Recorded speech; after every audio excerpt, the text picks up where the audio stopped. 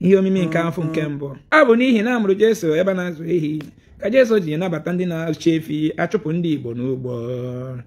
Jesu site n'ọmụmụ ọgwụ amụrụ n'ụlọ anụmanụ ka imekwe ka ndị na-eso gị na-ebi ndụ ka anụmanụ. Oge Pita mịrị mma n'ọbọ ọ jụrụ ya sị, onye nwe anyị isi anyị nụọ ọgụ.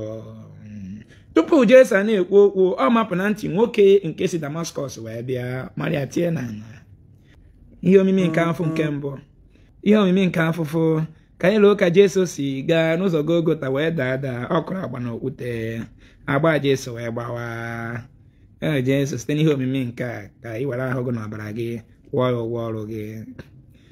Jesu wee sị ya, ọ bụrụ oge niile ka mmadụ ga-atọ na achịcha maọbụ n'okwute, nwa nke mmadụ agaghị anwụ na achịcha.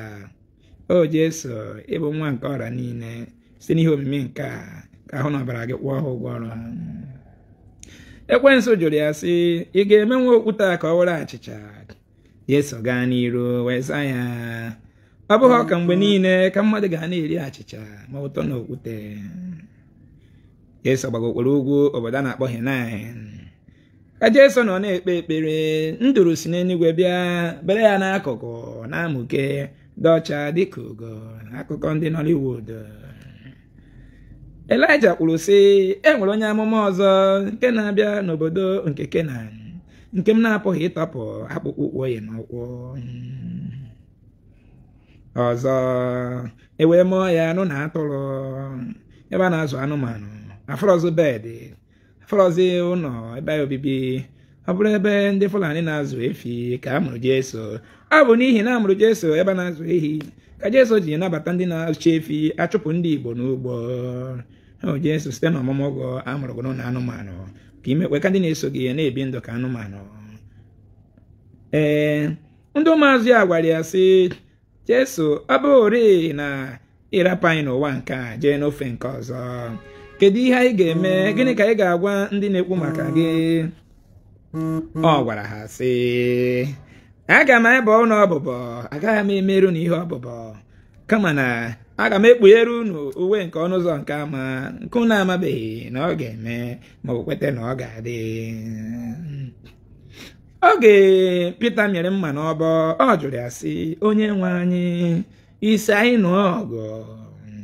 Tupu Jesu na-ekwu okwu ọ mapụ na ntị nwoke nke si Damaskọs wee bịa Maria tie n'ala. Jesu jisi ike tụtụta ntị afụcha ya ka kanda, werekwezie ya tinye nwoke Damaskọs na ntị ọkpụrụkwa dịka nke eze akọ. Ọbara da agbazina ya, o siri kpịdọ ya ka ọ ma ndọpụ ya ka a kọrọ onye ụmụneke o wee kweta n'ọba eziokwu. Jesu dịka isi rie ndị be anyị na-ayọ gị ka ị hapụ ha aka ka echiche ha chebe dịka mmadụ. Jesu jụrụ maazị ya sị, tupu oke ọkpa na-ebe n'ụtụtụ Pita ga-agọnarị m. Pita sị, ọ dị nwenụ m, ọ gịnị ga-eme ka m gọnarị gị ebe ọ bụ gị bụ dị nwanne anyị? Jesu site n'ihe omimi nke a ka ị were ahụ n'ọbara gị napụta ụmụnne m ndị eriri eri natawuru bren fa nke anyị si n'afọ ha taa bụzi atasa. Jesu pụtara na agbamnkwụ ya na nne ya so, mmanya wee gwụ, Golda gwụ, Heineken gwụ, Life wee gwụ, ọ bụrụkwa na anwụchekwu ma Hero. Tupu eburu Desperado na-erute nso ọgwụ n'ezi wee bụrụ Flying Fish si oke nke ọzọ na-abịa. Ụmụ nwanyị ndị otu nwa Virgin wee nwụchapụ Flying Fish, mmanya wee gwụ na agbamnkwụ. Nne ya metụrụ ya aka sị ya, onye ozizi, a sị na mmanya agwụgo, ọ gịnị ka anyị ga-eme? Jesu gwara ụmụ nwa Virgin sị ya, ngwa jeni bute mmiri gbanye ya na buta, aga m eme ihe ịrịba ama. Oge agbanyesịrị mmiri na buta, Jesu sitere aka na buta ahụ, buta wee wọrọ mmanya. Onye isi ojii ajụ ọzọ onwe ya, kedu afa mmanya ahụ? Ọ bụ nkwụ ọcha ka ọ wọrọ Hennessy ka ọ Four Cousin ka ọ Joven Campaign? Maka na eriri onye ojii eri, a sịrị ya ajụkwana ajụjụ. Jesu biko mere ndị be anyị ebere na iriela ha too much, biko onye rikọta o ji ihe nwa mmadụ wene ya ọfụkata ụfụ o wetuo ya. Jesu pụtara n'elu mmiri wee na-aga ije n'elu mmiri weta akpụkpọ kpụrụ opu ekere eke. dịka nke Gonocha Njamin Market. Ka Jesu na-aga ije n'elu mmiri, Pita onye ezi agụ na-ekpeziri anya sị ya, mmọnwụ une m achọ ndekwe m iso gaa ndekwa ije n'elu mmiri. Jesu gwara Pita wee sị ya, mana mmiri a anyị na-aga bụ mmiri Esu nke si na ugwu ọba wee gaba Amansi.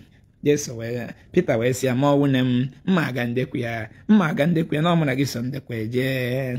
Pita wee ndekwere okwukwe bata ndị n'ime ụgbọ wee na-agazi ije n'elu mmiri. Ozugbo a Pita nere anya wee chọpụta na ọkwa na mmiri Esu nke si ugwu ọba gaba Amansi ka ọ nọ na ya. Ofu aka ndị Pita bido miwe ana, nke ọzọ na-emi ana. Ndị nọ na bọs na-eje Enugu na-agbafe na mmiri Esu wee nezi anya fụ ka Pita na-emi ana wee tiwe mkpu wee gbaa breki. Tupu ndị na-agbafe na-eje Enugu na-agba breki, Jizọs ewere n'otu aka wee gụpụta Pita na mmiri. Hallelujah somebody. Ihe a bụ ihe ọgụgụ nke wetara n'akwụkwọ Damascus degarụ ndị Filipian. Otito dere Jizọs, mmụọ Jizọs ndewo. Ihe na-agụnye gị university na-agụ ihe ọgụgụ na-ene gị nwa mmuku kere chafụ. Nwaanyị anyị ọ na-atụ nụ n'ọnụ, unu na-agbacha mbọ ndị mere estate management. Ọ na-arụkwa na ọ na-eme POS. O mechara state management je na-arụ na POS na oke ụmụ nwaanyị Igbo. Ọkpara akpụkpọ ihe ọgụgụ n'aka, ọ karịchago ndị China mgbe ahụ. Obi ya niile lazụ otu a okechie n'isi kparịa ihe ọgụgụ n'aka, wepụta n'iru ebe ahụ wee na-ezu ha ori, mepee ihe ọgụgụ. Ihe a bụ ihe ọgụgụ ewetara n'akwụkwọ ọpụpụ o degara ndị omeiwu obodo nke eze Herọd kwunitere nye iwu si, aga m eji mma bee ụmụaka niile amụ ha na Kristi ka na Katọlik nwere ihe a na-akpọ Kristi. Aga m eji mma bee ụmụaka niile amụ ha na Kristi otu ụbọchị ị nọrọ ebe akpatu ya na-awụ gị, nwoke nke a bụ ezigbo mmadụ amụrụ n'ihi gị, achọ iji ma bee ya eme ọnụ Destiny akụkọ Destiny na Kenerics na nwanne anyị isi mmiri na Nteje mbụ yu edoche ma na akụkọ na Nollywood ka ị na-watch ka ị na-ege enweghị idea. Funubere ebe agba Destiny egbe moto echekwefe ya na social media ebe ọ na-elechala onwe Nollywood ịmahọ na ị na-eme gị, ị na-eme imagination ma na-akụ ihe a obi ga na-egosi gị ofu obodo ka ihe a si eme kachasị ya na-akpọ brain programming. Iyata obi gị ga na-egosi gị ofu obodo ka ya bụ ihe si eme. Anyị program gị na Jesu na Herọd enye n'iwu ka wee gbuo ụmụaka niile amụrụ ya na Jizọs otu ụbọchị. Ka Herọd bidoro gbugide nne Jesu nụrụ na ya bụ ihe na-eme, ozi wee bịa, onu wee daa na mbara igwe si ya, nwa m nke m hụrụ n'anya Virgin Maria nke nna alụ di ya Josef ma rie ya ọrụ tobe ime, biko kuru nwa agbanawa obodo Ijipt. Nne Jesu mere ngwa ngwa tichi ike ya kurukwa nwa tinye isi n'obodo Ijipt. Atasa onye rireri ọgụba gụchacha ya, ọ sị gị na ihe okwu nke ose bụrụ ụwa. Otito dere Jizọs onye gụrụ na UNEC, onye gụrụ na IMT, ị na-eke ịchafagwa ihe ọgụgụ otobo ikuchi ihe ọgụ ije mewe POS. Onye gụrụ na Unizik Ọka, ị na-eme POS egochi ihe ọgụgụ Sunday ije parị POS onye China alụ POS iji nwere ihe ọgụgụ create. Ị ma na without common sense na ịma nweta ma ọrụ POS. Common sense to make things easy. Ihe na-enye ọrụ n'ụwa bụ ihe ga-enyere mmadụ aka, bụ ihe na-enye ndị mmadụ ọrụ. Eche ihe ọ bụla ga-eplease mmadụ, please anụmanụ bụ ihe create ọrụ n'ụwa niile. Ihe ga-eplease human being and animals bụ ihe create ọrụ na the whole world. What can please you? What can man create to please you? Akwa na nwunye na-arụ, phone iji, moto ị na-aba, aircraft, egbe. Iwere egbe na iwere ya chụọ ndị ori ọsọ na be gị. Iyi okpu na be enyi na-eyuzi men etu abịara ụmụ agbọghọ 50 ime na-eye nọ n'ibutebeghị ọya. Ọ ihe ndị ahụ emere fọ inyere mmadụ aka. Iyi kịta unu nwere nke na-akpọ push up. Ọ ife niile na Really push up on you joy, they happy. I'll for your benefit. Machine age at 1 wakata. Oh, he need na you're all over the people. Mani William. He went about to Buku. Hobato Buku, Obatara Benwaya, he had him, Obata, he had him, Apone Jesus, he ever mena. Hobato Buku, Onion Kuanati, Hobata, Hobato Buku, Hobato Buku, Batara Benwaya, na one, Enano, Jagam, Imona, Boni Bonapi, keyboard and Jagam, call a weak power keyboard, that Konya China, Kena Sonia China, Belle, Konya China, na go log, use the keyboard.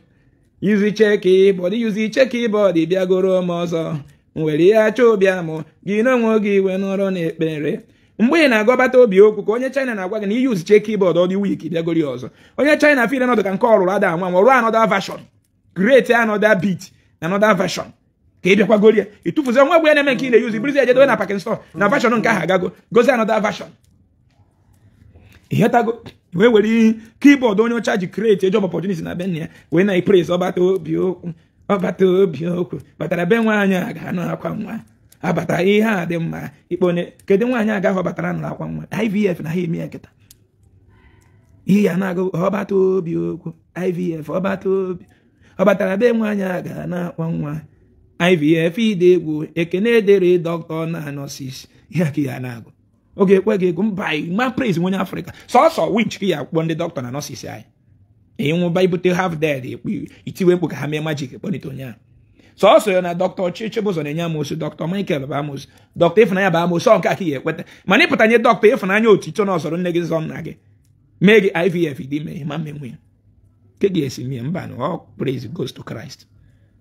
Yeah. Una fugo Trump. Trump abia on this oji. Jesus ana. Chowegi, Zabonwegi. Ana me ekwe ụmụ gbado ụmụ gị anya. Fane je school dị very careful. Moto ha na-aba, keke ha na-ebu ha. Ọbụna ọ gị na-eje ebute ha drop ha. Be careful. Na omego bụ na omego enwere mmụọ so ha eje school ha. Jesus na-ekpuchi ha dị. It don't happen only you go there. Reality ohi iti gị nwanne ikwete na one. Ọ ka mma na imechiri ihe niile. Enwegodo ihe mere odu anya na imere ihe kwesị ime. Prevention is better than cure. Christianity man we to prevent and it all Jesus gaje na ene ba ọkụ na-agba na Nigeria ka ndị ụka bịa na-eti Holy Ghost fire ka e were Holy Ghost fire kwenye ọkụ ara dị ndị a ịmụ na ara dọrọ ndị a ịbụrụ ha ncha niile ha na-egere kịta ha na brain ha na-anụ ọgụ ifge ya na brain na anụ ọgụ asị na eze akụ bụ Paul na Paul mechie bụrụ Saul onye iberibe Abacha abụrụ Saul wee nwụrụ Yar'Adua abụrụ Saul wee nwụrụ Buhari amechọrọ bụrụ Saul wee nwụrụ ndị niile gburu anyị n'agha bụ ndị Hausa ha bụrụ Saul wee nwụrụ cha ọ eze akụ bụ Saul ga-emeche bụrụ Paul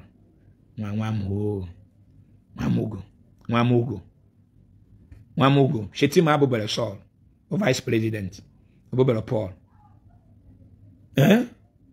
ọ eze akụ ga-emeche bụrụ Paul ọ ihe emeche bịa kpọta ị ma na ị batara ya na this na ihe movement anyị aje dị midere na awaken iwe webe gị and you won't go back to anymore. Once you are waking, you become an angry person. You check your past. Obi agba gị njọ. Mgbe ọ bụ na ichete ihe izuzuru na religion, iwe na-ewe gị. So, ihe nje like gị bụ na mbọ sọ na ngụpụtara gị, adem happy, napụtara ya na ọlụ gị je napụtawazi ndị ọzọ. This is just how this movement is. And ọ dịghị easy. As of 2005 or 2010, 2015, ikwu udo okwu a n'iru mụma agba Lagos. So, mana awakening bụ, o imegide mme onye ada awakening. Imego the highest thing again because omansi ebe a keta nwe onye dị awakening na-echi azụ na religion. Ọ dịghọ. Mana religion nwere ike kpọrọ from Anglican to Catholic. Icheni chọpụta na Catholic adịkwasa gị si baa na Mama Jehovah. From Jehovah to choosing. Then onye na-eji ama Jehovah si ebe a baa choosing mountain of fire. Onye ahụ na-abịara kalai. Aradizo onye ahụ. So you like this our movement beginning. Once you are awakened, once you tetere na this movement, onwe lozi nwanne ihe bozi ba kwa akwụrụ. Ibula bogidi.